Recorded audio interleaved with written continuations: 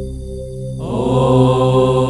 श्रीं ह्रीं ऐं क्लीं कृष्णाय गोविन्दाय गोपीजनवल्लभाय पराय परमपुरुषाय परमात्मने परकर्म मंत्र यंत्र तंत्रौषधास्त्र शस्त्राणि संहर संहर मृत्योर्मोचय मोचय आयुर्वर्धय वर्धय क्षिप्रारोग्यं च कुरु कुरु सर्वकार्यसिद्धिं कुरु कुरु।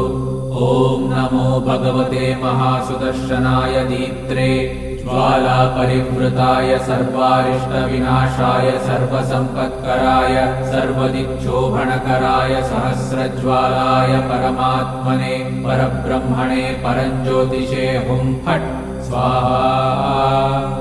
ॐ श्रीं ह्रीं ऐं क्लीं कृष्णाय गोविन्दाय गोपीजनवल्लभाय पराय परमपुरुषाय